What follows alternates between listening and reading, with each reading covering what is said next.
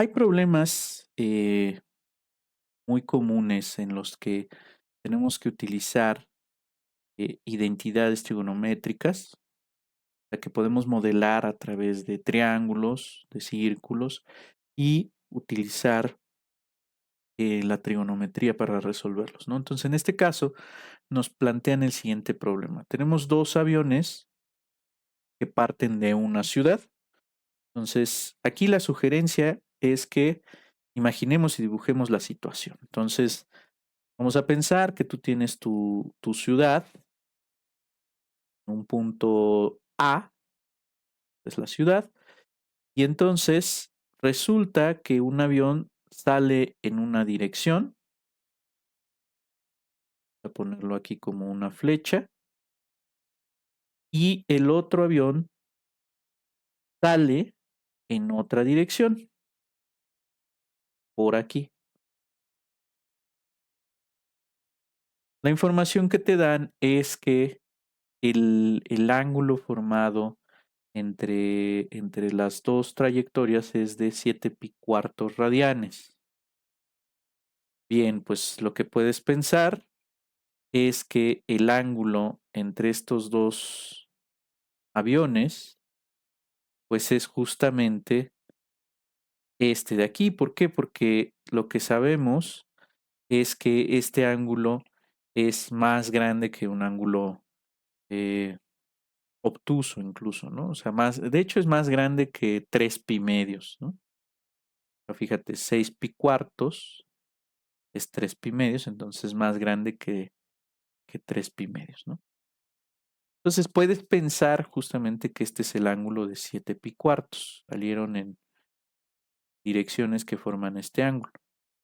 Entonces puedes tomar este ángulo que se forma al interior, digamos, de, este, de, esta, de estos dos semiplanos, del semiplano generado por de este segmento, bueno, esta recta, la recta que contiene este vector, la intersección de este semiplano y del semiplano hacia la derecha generada por la recta que contiene a este otro vector, ¿no? Entonces, lo que vamos a considerar precisamente, pues es este sector. Sabemos, dice aquí, que uno de los aviones al transcurso de una hora se encuentra a 225 kilómetros. Y el otro, bueno, pues se encuentra a 300 kilómetros. Aquí es indistinto donde pongas el 300 y el 225. Lo cambié porque si tú te fijas en mi configuración geométrica, pues pareciera que esta flecha es más grande que la que tienes aquí. Pero lo puedes poner como tú quieras. Te pregunta cuál es la distancia entre ambos aviones. Entonces, realmente lo que tú quieres saber es cuál es el tamaño de este segmento. Una cosa que puedes deducir de todo esto es que este ángulo que tienes aquí es pi cuartos. ¿Por qué? Porque estarías dando una vuelta completa, ¿no? 7 pi cuartos más pi cuartos es 8 pi cuartos, que es 2 pi, ¿no? Entonces, es un ángulo de pi cuartos. Entonces, vamos a ponerle nombre a este lado, vamos a llamarle C. Y lo que sabes es, en un triángulo conoces dos de los lados que se intersecan en un ángulo y conoces el ángulo entre esos dos. Esto suena a que tendrías que utilizar la ley de cosenos. Acuérdate que si tú tienes, vamos a ponerla por aquí en color verde, tú tienes un triángulo de este estilo y vamos a ponerle aquí nombres A, B, C y vamos a ponerle aquí alfa. Sabes que C cuadrada tendrá que ser igual a cuadrada más B cuadrada menos 2 veces ABC, 2 veces AB, perdón, por el coseno del ángulo entre esos dos lados. Eh, Fíjate que precisamente cuando alfa es un ángulo recto, recuperas el teorema de Pitágoras. Entonces, esto es como una generalización del teorema de Pitágoras.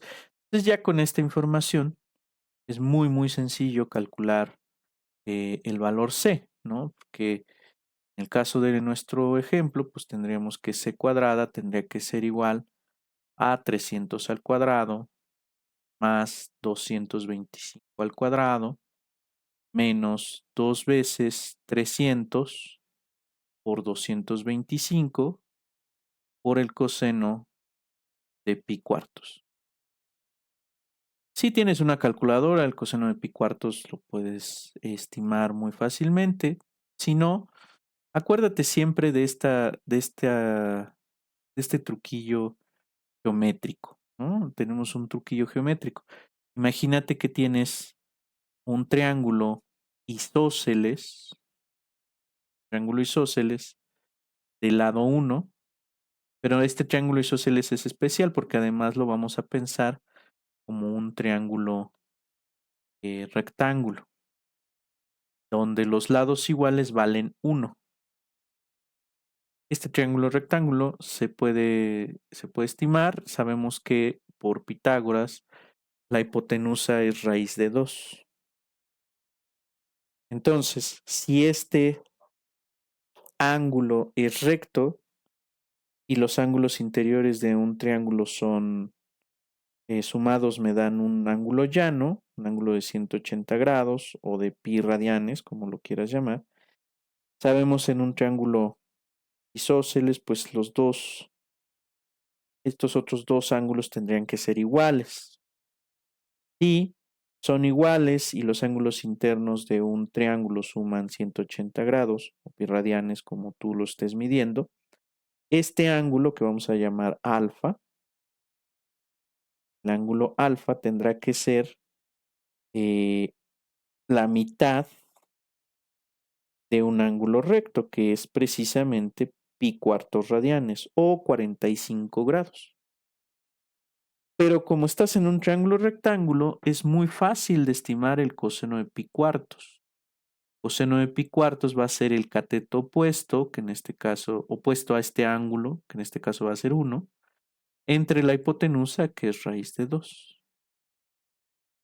En consecuencia, pues aquí en tu ejercicio vas a tener 300 al cuadrado, que por cierto, pues es muy fácil de estimar.